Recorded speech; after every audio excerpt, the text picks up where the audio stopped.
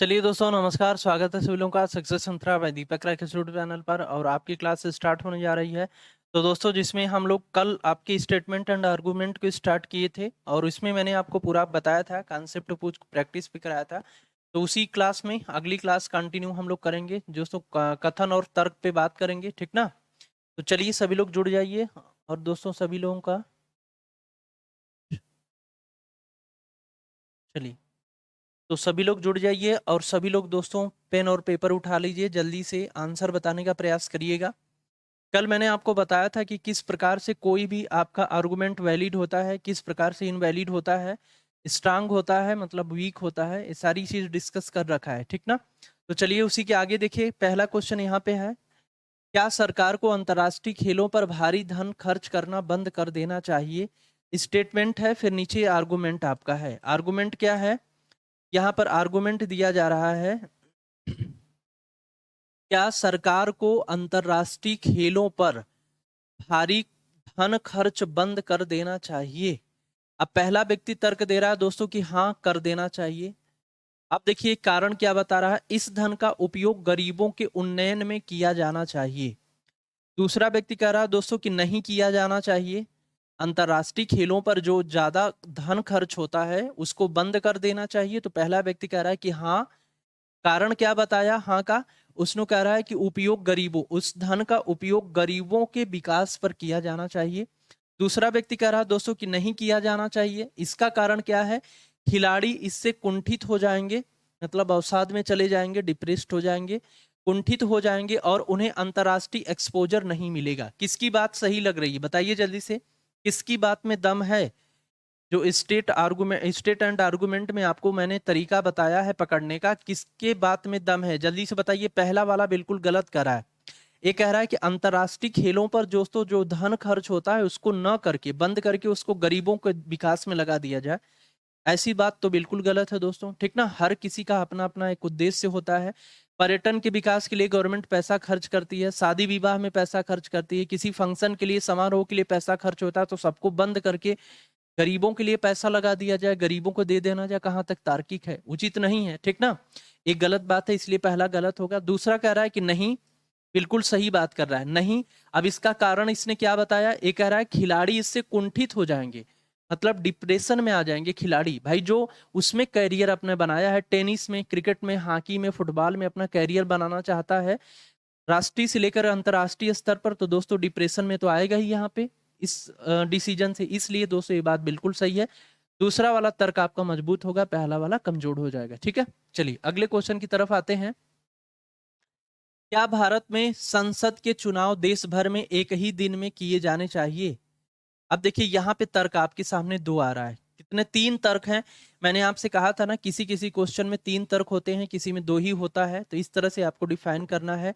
क्या भारत में संसद के चुनाव, क्या भारत में संसद के चुनाव देश भर में एक ही दिन में किए जाने चाहिए। देश भर में एक ही दिन में किए जाने चाहिए संसद के चुनाव।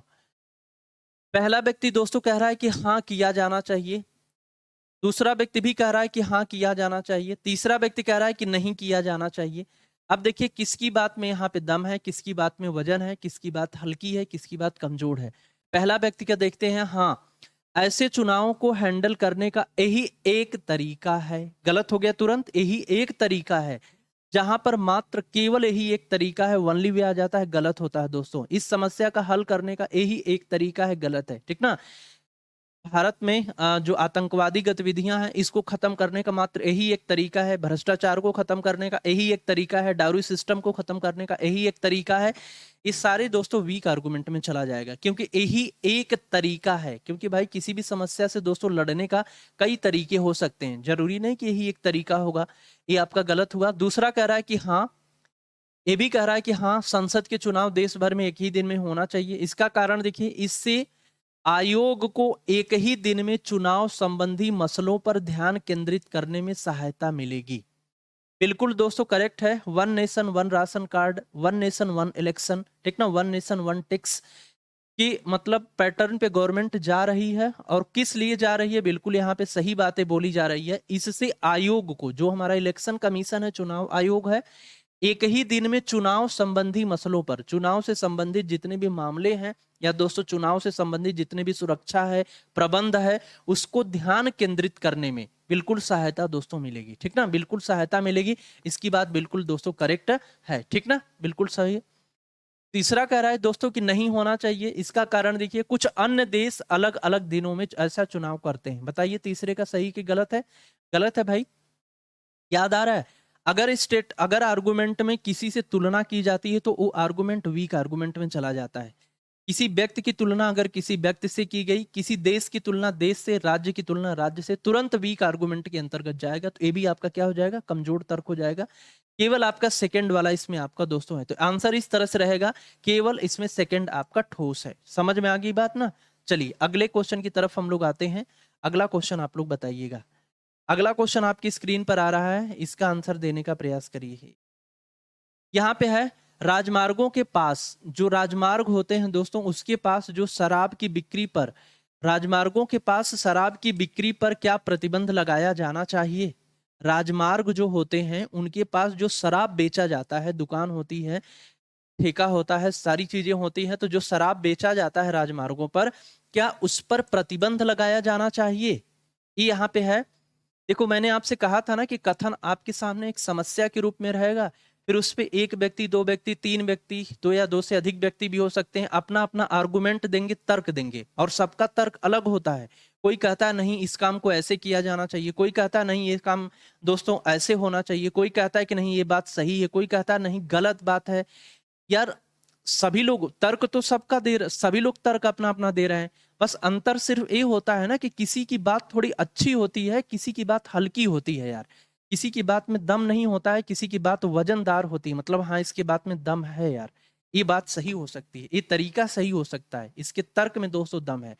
वही चीज इसमें आपको पकड़नी पड़ती है। देखिए यहाँ पे, राजमार्गों के पास शराब की बिक्री पर क्या प्रतिबंध लगना चाहिए? अब यहाँ पे पहला व्यक्ति कह रहा है कि नहीं लगना चाहिए, ये कह दिया नहीं लगना चाहिए। अब देखिए कारण क्या बताएगा, तो आपको मैंने लिखवाया था पॉइंट में कि तर्क में उपजे, तर्क में आए नहीं और हाँ का अगर तार्किक उत्तर उसमें आ रहा है, एक उचित उत्तर आ रहा है, प्रबल उत्तर आ रहा है, उसमें वजन है बात में, तो दोस्तों तर्क आपका वैलिड होगा। कह रहा है कि नहीं। अब देखिए कारण क्या बोल रहा है, कह रहा है कि लोगों को निर्णय लेने की स्वतंत्रता होनी चाहिए।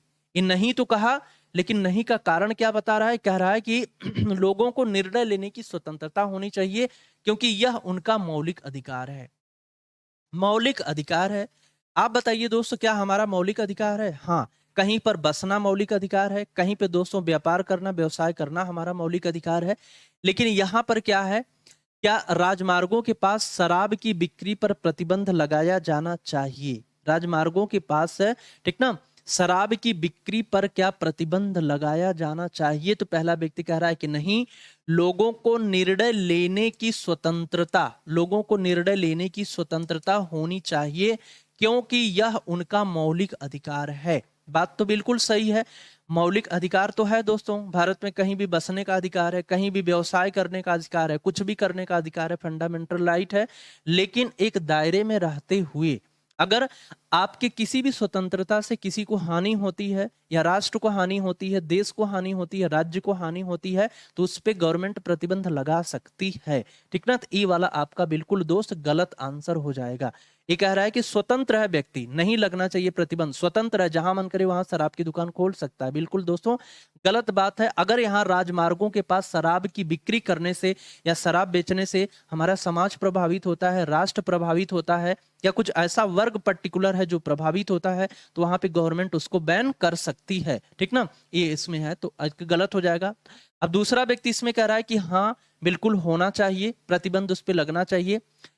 रीजन क्या बता रहा है, 90% सड़क दुर्घटना, मतलब 90% सड़क दुर्घटनाओं में ड्राइवर जो होते हैं जो कि शराब के प्रभाव में आते हैं वे शामिल हैं। मतलब अगर राजमार्ग पे शराब की दुकान है तो 90% जो उसमें सड़क दुर्घटनाएं होती हैं उसमें जो ड्राइवर होते हैं शराब के प्रभाव में रहते हैं, इसीलिए दोस्तों ऐसी दुर्घटनाएं होती हैं।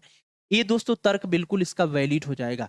मैंने आपको क्या बोला था, एक्सपीरियंस यानी कि अनुभव के आधार पे अगर कोई बात कही जाती है तो उसमें दम होता है, उसमें तर्क होता है, क्योंकि उसका वो अनुभव कर चुका है, उसका एक्सपीरियंस उसके पास है, इसलिए उस बात में दोस्तों दम है। 90% सड़क दुर्घटनाओं में ड्राइवर जो कि शराब के प्रभाव में आते हैं, ठीक ना, शराब के प्रभाव में आते हैं, ठीक ना, वे शामिल हैं। बिल्कुल दोस्त आपका सही हो जाएगा। इसमें केवल आपका दूसरा वाला आर्गुमेंट वैलिड बनेगा, ठीक ना, दूसरा वाला केवल आर्गुमेंट वैलिड बनेगा। चलिए अगला क्वेश्चन देखिएगा, क्या भारतीय फिल्मों से गानों को हटा देना चाहिए? मतलब अगर जो भारतीय फिल्म है, क्या भारतीय फिल्मों से गानों को हटाया जाना चाहिए? फिर यहाँ पे आर्गुमेंट आ रहा है आपका, हाँ, हॉलीवुड की फिल्में कोई गाने न होने के बावजूद हिट होती हैं। दूसरा है नहीं, गाने फिल्म की लंबाई बढ़ाने में मदद करती हैं। बताइए जल्दी से कौन सा आर्गुमेंट इसमें वीक होगा, कौन सा आपका दोस्तों स्ट्रांग होगा, सोच समझ के बताइएगा। पहला व्यक्ति कह रहा है दोस्तों कि हाँ, भारतीय जो फिल्म है, इंडियन जो मूवी है, वहां से गानों को हटाया जाना चाहिए, ये कह रहा है कि हाँ। अब कारण क्या बता रहा है, ये कह रहा है हॉलीवुड की फिल्में कोई गाने न होने के बावजूद हिट होती हैं। हॉलीवुड की ये दोस्तों तुलना कर दिया, और अगर तुलना किसी से किया जाता है तो आपका आर्गुमेंट वीक होता है, इसलिए क्या हो जाएगा, वीक आर्गुमेंट होगा, तुरंत वीक आर्गुमेंट हो जाएगा। एक कह रहा दूसरा व्यक्ति कि नहीं हटाया जाना चाहिए, गाने जो है फिल्म की लंबाई बढ़ाने में मदद करते हैं। मतलब गाना होता है तो फिल्म लंबी होती है, बकवास, तर्क बकवास है दोस्तों। बकवास का मतलब कि यार लंबाई बढ़ाने के लिए गाना नहीं होता है, ऐसा नहीं कि गाना मूवी में अगर आ रहा है उसमें इंक्लूड है तो दोस्तों फिल्म की लंबाई बढ़ाने के लिए नहीं, मनोरंजन के लिए, इंटरटेनमेंट के लिए होता है, उसको अलंकृत करने के लिए होता है, इसलिए ये भी आपका क्या होगा, गलत हो जाएगा। तो कोई भी आर्गुमेंट इसमें आपका नहीं आने वाला है। समझ में आ रहा है, पकड़ में आ रही चीजें कि नहीं आ रही है? अब इतना आसानी से बता दिया आपको, पकड़ में तो आ ही गई होगी हर चीज यार। दोनों गलत है, दोनों गलत है, ठीक है, बिल्कुल सही है, सभी लोग सही उत्तर दे रहे हैं। बस अच्छे से दोस्त प्रैक्टिस करिए, देखिए आपको बहुत अच्छी तैयारी यहाँ पे हो जाएगी। बशर्ते अपनी तरफ से ढिलाई मत करिएगा, अच्छे से मेहनत करिए, प्रैक्टिस करिए। देखिए, क्या गतिरोधकों को प्रतिबंधित किया जाना चाहिए? जो दोस्तों स्पीड ब्रेकर होता है, सड़क पे नहीं ब्रेकर बना होता है, ये कह रहा है क्या गतिरोधकों को प्रतिबंधित किया जाना चाहिए? प्रतिबंधित मतलब कि गतिरोधक जो है आपका, स्पीड जो ब्रेकर है वो नहीं बनना चाहिए, प्रतिबंधित किया जाना चाहिए। अब देखिए तर्क दे रहा है पहला व्यक्ति कि हाँ प्रतिबंधित किया जाना चाहिए। क्या कह रहा है कि हाँ प्रतिबंधित किया जाना चाहिए। अब ये क्या दिखा रहा है, इसका कारण क्या बता रहा है, रीजन आंकड़े दिखाते हैं, मतलब डेटा दिखाता है कि गतिरोधक लगाने के बाद दुर्घटनाओं की संख्या में वृद्धि हुई है। दूसरा कह रहा है कि नहीं प्रतिबंधित किया जाना चाहिए, यह तेज चालकों को एक सबक सिखाता है। देखिए सबका तर्क अलग अलग होता है, अब सबका बात तो ये भी सही कह रहा है, दूसरा भी दोस्तों सही कह रहा है कि नहीं प्रतिबंधित नहीं किया जाना चाहिए, क्योंकि ये जो तेज चालक होते हैं, बहुत स्पीड में गाड़ी चलाते हैं, उनको सबक सिखाता है। बात तो ये भी सही कर रहा है, लेकिन बस किसकी बात में दोस्तों दम है, किसकी बात में दम नहीं है। मतलब दोस्तों जैसे किसकी बात थोड़ी मजबूत है यार, सही है, ये होना चाहिए, ये बात सही है, इसकी अपेक्षा ये बात थोड़ी सी यार अच्छी नहीं है। बस एक चीज आपको पकड़ना है इसमें, ये कह रहा है कि हाँ प्रतिबंधित होना चाहिए, आंकड़े दिखाते हैं, आंकड़े मतलब अनुभव के आधार पे बोली गई कोई बात दोस्तों क्या होती है, हमेशा प्रबल तर्क होता है, स्ट्रांग आर्गुमेंट में होता है। आंकड़े दिखाते हैं कि गतिरोधक लगाने के बाद दुर्घटना की संख्या में वृद्धि हुई है। मतलब एक डेटा आया, आंकड़ा आया और दिखाता है कि स्पीड ब्रेकर लगने से दुर्घटना की संख्या में वृद्धि हुई है। जो दुर्घटना पहले 30% थी वो बढ़ करके 50% हो गई, 55% हो गई। तो दोस्तों अगर दुर्घटना बढ़ रही हो इस स्पीड ब्रेकर से तो उसको प्रतिबंधित किया जाना चाहिए, बिल्कुल करेक्ट है। ये वाला आपका आर्गुमेंट स्ट्रांग हो जाएगा पहले व्यक्ति का। दूसरा कह रहा है नहीं, यह तेज चालकों को एक सबक सिखाता है, एक तेज चालकों को एक सबक सिखाता है। लेकिन दोस्तों ये देखिए क्या कह रहा है, ये तेज चालकों को एक सबक सिखाता है, ये दोस्तों अतार्किक बात कर रहा है। क्योंकि भाई तेज चालक को सबक सिखाने के लिए, अगर तेज चालक को सबक सिखाने के लिए स्पीड ब्रेकर बनेगा, उससे जो तेज नहीं चलाता है वो भी प्रभावित होगा, दुर्घटना उससे बढ़ रही है। तो दोस्तों ये बताइए, तेज चालकों को सबक सिखाने के लिए क्या स्पीड ब्रेकर बन जाए, दुर्घटना उसी तरह से होती रहे, सभी लोग मरते रहे, सभी लोग एक्सीडेंट होता रहे?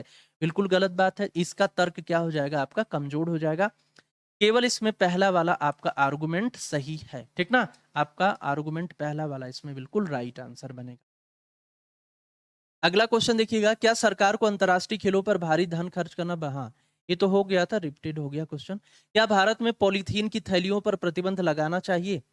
क्या भारत में पॉलीथीन की थैली, मतलब जो दोस्तों पॉलीथीन की थैली होती है, थैलियों पर प्रतिबंध लगा देना चाहिए?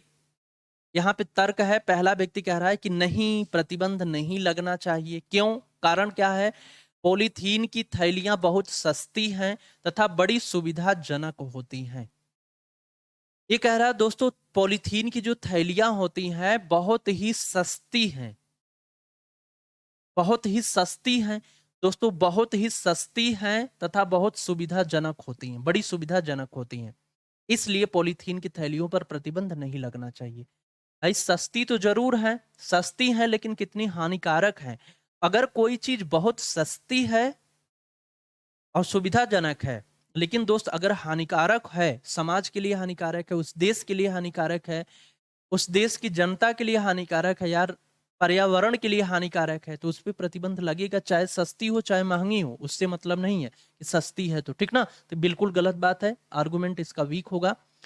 अब यहाँ पे दूसरा व्यक्ति कह रहा है दोस्तों कि हाँ देखो यार, आर्गुमेंट पढ़ते ही ना आपको समझ में आ जाएगा, अगर तैयारी आपकी ठीक ठाक है, बेसिक उधर की बात समझ में आ गई है, थोड़ा सा आप मेहनत किए हैं, आपका दोस्तों सोचने का, देखिए प्रैक्टिस मेन चीज होती है, अगर आप प्रैक्टिस इस पे जितना ज्यादा से ज्यादा करोगे उतना ज्यादा पकड़ बनेगी, ठीक ना।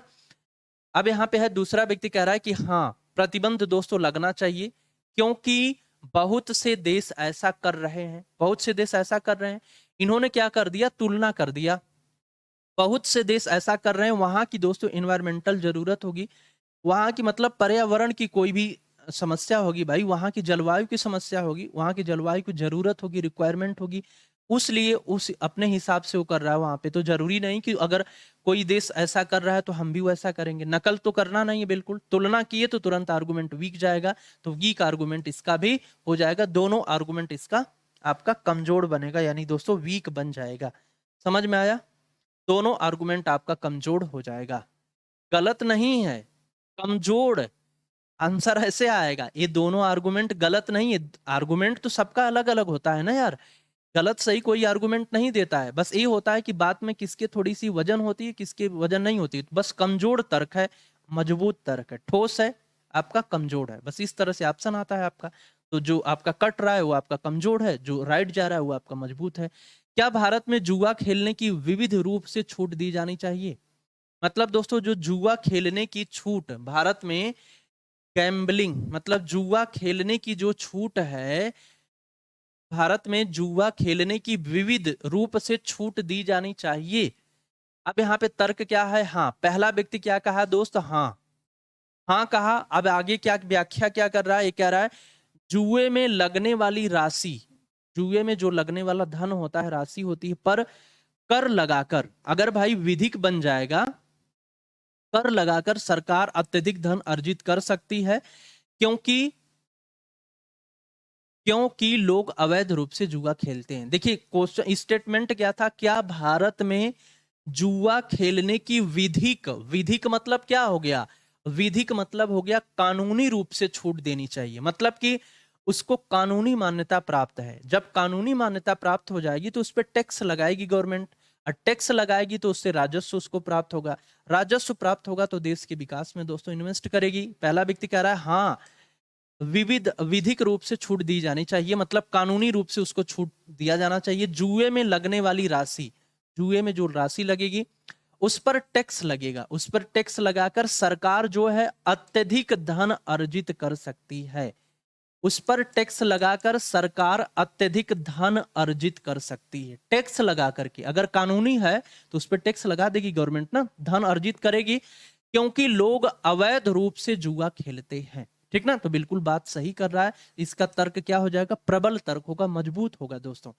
क्यों अच्छा सही कर रहा है भाई, क्यों कर रहा है, जुए में लगने वाली राशि पर कर लगाकर, भाई अवैध रूप से लोग, इलीगल रूप से जुआ लोग खेलते हैं, और जुआ खेलना बहुत अच्छी बात तो है नहीं। तो दोस्तों अगर कानूनी इसको मान्यता मिल जाती है तो उस पर सरकार क्या लगाएगी, टैक्स लगा देगी। टैक्स लगा देगी तो उससे पैसा प्राप्त होगा। पैसा अब कहाँ जाएगा, देश के विकास में जाएगा। और कहाँ जाएगा, ठीक ना, आदमी के विकास में जाएगा, समाज के विकास में जाएगा।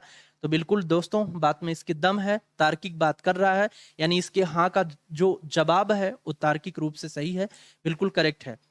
दूसरा व्यक्ति कह रहा है दोस्त नहीं। अब इसका कारण देखिए, इसे विधिक बनाए जाने पर समाज के गरीब वर्ग के लोग अपनी पूरी आय जुए में लगा देंगे, इससे उन्हें भूखमरी का सामना करना पड़ेगा।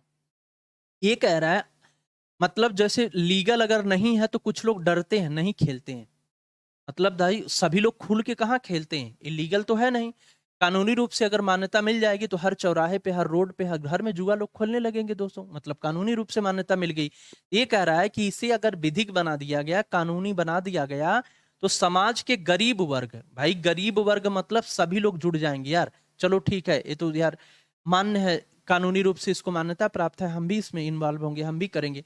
तो समाज के गरीब वर्ग के लोग अपनी पूरी आय जुए में लगा देंगे, और जुए में लगा देंगे, इससे उन्हें भूखमरी की समस्या का सामना करना पड़ सकता है। बताइए बात में इसके दम है कि नहीं है। भाई तार्किक बात कर रहा है कि नहीं कर रहा, बिल्कुल दोस्तों सही बात कर रहा है। अगर जुए को कानूनी रूप से मान्यता मिल गई तो हर वर्ग समाज का, सिर्फ जिसके पास पैसा है वो नहीं, हर वर्ग इन्वॉल्व होगा इसमें। और हर वर्ग, जुआ तो भाई ऐसा तो है जीत हार होती है, आदमी बहुत ऊपर भी जाता है नीचे भी आता है, दोनों चीजें हैं। तो इसमें गरीब वर्ग जो इन्वॉल्व होगा आपका, वो दोस्तों क्या है, उसको भूखमरी का सामना करना पड़ सकता है। ऐसा रिस्क है ना समाज में, ऐसा रिस्क हो सकता है देश में, इसकी बात में भी दम है दोस्त। इसलिए आपका दोनों आर्गुमेंट सही जाएगा, ठीक ना। तो दोनों आर्गुमेंट इसमें आपका राइट हो जाएगा। अगला क्वेश्चन देखिएगा, क्या टेलीविजन पर वयस्क फिल्मों के प्रसारण पर पूर्ण प्रतिबंध होना चाहिए। क्या टेलीविजन पर वयस्क फिल्म, वयस्क मतलब जो दोस्तों, जैसे ये समझ में आ रही बात, चलिए इसमें देखिए क्या कह रहा है, क्या टेलीविजन पर वयस्क फिल्म, जैसे कुछ फिल्में ऐसी होती हैं जो दोस्तों एडल्ट्स के लिए होती हैं, कुछ फिल्में ऐसी होती हैं जो रिस्ट्रिक्टेड होती हैं, जैसे छोटे बच्चों के लिए, 14 साल से कम उम्र के लिए। कुछ बच्चे ऐसी होती हैं जो बुजुर्गों के लिए, मतलब सबकी पूरी फैमिली के लिए। तो हर टाइप की फिल्म है। इसमें कह रहा है कि टेलीविजन पर जो वयस्क फिल्म है ये प्रसारण पर पूर्ण प्रतिबंध होना चाहिए। जिसको वयस्क मतलब जिसको छोटे बच्चे नहीं देख सकते, 18 साल से कम उम्र के आयु के नहीं देख सकते उस फिल्म को, उनको नहीं देखना चाहिए। अब मतलब उस पे प्रसारण पर पूरी तरह से प्रतिबंध होना चाहिए। पहला व्यक्ति कह रहा है कि हाँ प्रतिबंध होना चाहिए।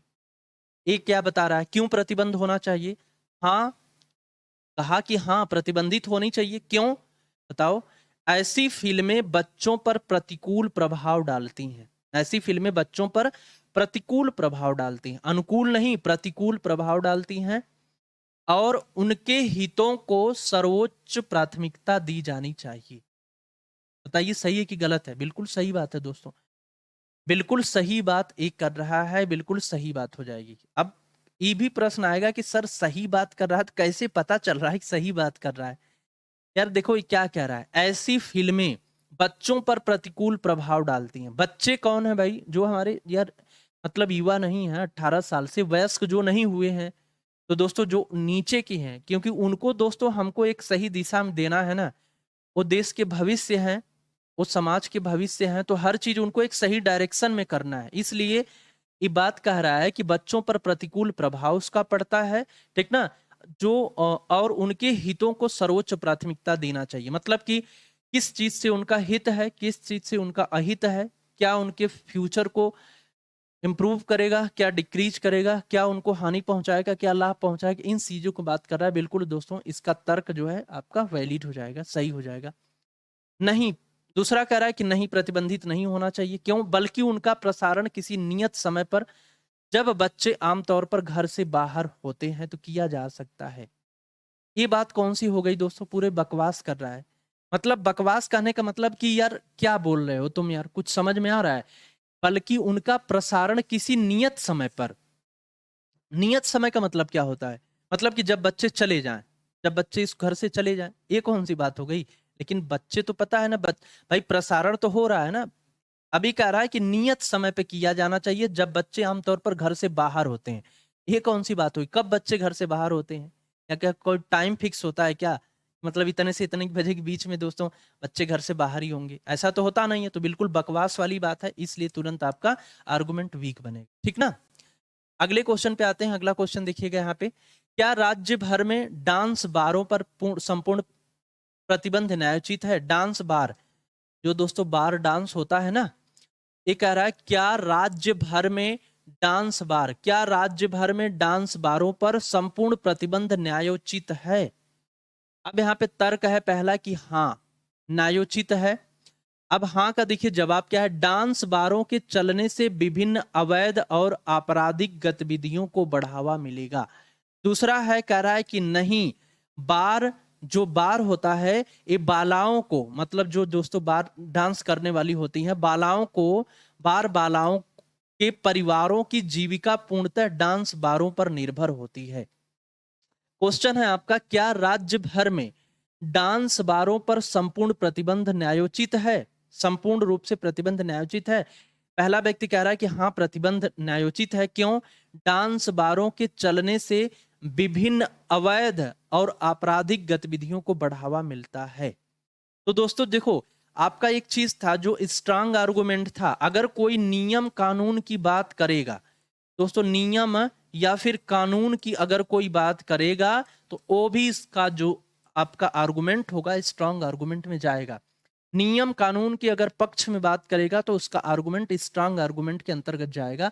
पहला वाला व्यक्ति कह रहा है कि डांस बारों के चलने से विभिन्न अवैध और आपराधिक गतिविधियों को बढ़ावा मिलता है। अगर इस प्रकार की बात कर रहा है तो दोस्तों स्ट्रांग आर्गुमेंट है, क्योंकि अवैध आपराधिक गतिविधियों को बढ़ावा मिलता है, इसको रोकना दोस्तों जरूरी है, ठीक ना। दूसरा कह रहा है कि नहीं, बार बालाओं के परिवारों की जीविका पूर्णतः डांस बार पे ही निर्भर होती है। भाई और भी कई तरह से विकल्प हैं दोस्तों, और भी कई विकल्प। ये कह रहा है कि नहीं चलने दो यार, बार डांस चलने दो, क्योंकि उनके परिवार की जो जीविका होती है उसी पे पूरी तरह से डिपेंड होती है। भाई ऐसी कोई बात नहीं है, और भी साधन होते हैं जीविका के, ठीक ना। जरूरी नहीं कि बार उससे ही सिर्फ जीविका चलती है परिवार की, और भी किसी तरह से जीविका चलाया जा सकता है। लेकिन अगर इससे समाज में अराजकता फैल रही है, आपराधिक गतिविधियां फैल रही हैं, फिर उसके बाद अवैध रूप से चीजें हो रही हैं, तो दोस्तों इलीगल है, और इलीगल है तो बैन लगना चाहिए। इसलिए दोस्तों दूसरे वाले का आपका क्या हो जाएगा, वीक आर्गुमेंट बन जाएगा, ठीक है। अगला क्वेश्चन देखिएगा, क्या प्रसिद्ध विदेशी विश्वविद्यालयों को भारत में संस्थाएं स्थापित करने की अनुमति दी जानी चाहिए? क्या प्रसिद्ध विदेशी, मतलब दोस्तों देखो यहाँ पे, क्या प्रसिद्ध विदेशी विश्वविद्यालय को भारत में संस्थाएं स्थापित करने की अनुमति दी जानी चाहिए? अब यहाँ पे नीचे दो तर्क है। पहला तर्क है कि हाँ दी जानी चाहिए, इससे भारतीय विद्यार्थियों को देश छोड़े बिना अंतरराष्ट्रीय स्तर की शिक्षा प्राप्त करने में सहायता मिलेगी। नहीं, दूसरा करा नहीं, इन संस्थाओं के बीच अस्वस्थ किस्म की प्रतियोगिता होने लगेगी जिससे अव्यवस्था पैदा हो जाएगी। चलिए बताइए जल्दी से। देखिए कह रहा है क्या प्रसिद्ध विदेशी विश्वविद्यालयों को, भाई क्या प्रसिद्ध विदेशी विश्वविद्यालयों को, क्या प्रसिद्ध विदेशी विश्वविद्यालयों को भारत में संस्था स्थापित करने की अनुमति दी जानी चाहिए?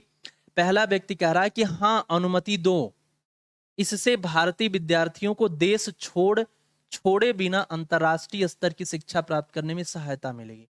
मतलब सिर्फ देश को छोड़ने के डर से, मतलब भारत से निकल करके बाहर न जाए शिक्षा अर्जित करने, इस वजह से कह रहा है कि जो प्रसिद्ध विदेशी विश्वविद्यालय है उसको यहाँ पे संस्था उसकी स्थापित करने की अनुमति गवर्नमेंट को दे देनी चाहिए। बिल्कुल गलत बात कर रहा है दोस्तों। इसमें क्या होगा कि भाई अब मान लीजिए यहाँ पे कुछ कुछ जो होते हैं विद्यार्थी आपके फॉरेन मतलब विदेशी विश्वविद्यालय में पढ़ते हैं, सभी तो पढ़ते नहीं है, तो कुछ के लिए मतलब कि कुछ जो स्टूडेंट हैं विदेश में न जाएं यहीं पे पढ़ें, उनके लिए विदेशी संस्थाओं को यहाँ पे बुलाना। दोस्तों जो भारत में संस्थाएं हैं, अपने देश में संस्थाएं हैं, एक तरह से उनके बीच में अव्यवस्था क्रिएट होगी बिल्कुल, तो ये वाला आपका गलत हो जाएगा। दूसरा कह रहा है कि नहीं, इससे इन संस्थाओं के बीच अव्यवस्था अस्वस्थ किस्म की प्रतियोगिता उत्पन्न होगी जिससे अव्यवस्था पैदा हो जाएगी। बिल्कुल सही बात है, ये दोस्तों हो जाएगा करिए, ठीक ना। अगर भाई मान लीजिए प्रसिद्ध विदेशी विश्वविद्यालय की संस्थाएं यहाँ पर स्थापित करने की अनुमति मिल जाती है, तो फिर इंडियन जो आपका दोस्तों है सारी संस्थाएं हैं उनके बीच में एक प्रतियोगिता होगी जिसमें प्रॉब्लम क्रिएट होगी। भारतीय सरकार के लिए भी प्रॉब्लम क्रिएट होगी और जो आपकी संस्थाएं हैं उनके लिए भी होगी, ठीक ना। तो ये वाला बिल्कुल सही है, दूसरा वाला तर्क मजबूत होगा, पहला वाला आपका कमजोर हो जाएगा। चलिए अगला क्वेश्चन देखिए, क्या भारत में लौह अयस्क के निर्यात पर पूरी तरह से प्रतिबंध लगा देना चाहिए? क्या भारत को लौह अयस्क के निर्यात पर पूरी तरह से प्रतिबंध लगा देना चाहिए? तर्क दोस्तों देखना ध्यान से, तर्क क्या है? नहीं, तर्क है नहीं, और फिर उसके बाद है हाँ। भारत लौह अयस्क के निर्यात से यथेष्ट मात्रा में विदेशी मुद्रा अर्जित करता है, ठीक ना। अब है बल्कि नौकरियों के ज्यादा अवसर पैदा करने के लिए स्टील बनाने के ज्यादा से ज्यादा प्लांट लगाए जाने चाहिए। देखिए क्या कह रहा है इसमें कथन में कि क्या भारत को लौह अयस्क के निर्यात पर लौह अयस्क के निर्यात पर पूर्ण प्रतिबंध लगा देना चाहिए? पहला व्यक्ति कह रहा है दोस्तों नहीं, भारत लौह अयस्क के निर्यात से यथेष्ट मात्रा में विदेशी मुद्रा अर्जित करता है। बिल्कुल बात सही है भाई, अगर लौह अयस्क निर्यात हो रहा है और उससे भारत जो है एक उचित मात्रा में दोस्तों विदेशी मुद्रा अर्जित करता है, तो दोस्तों उस पर प्रतिबंध क्यों लगना चाहिए?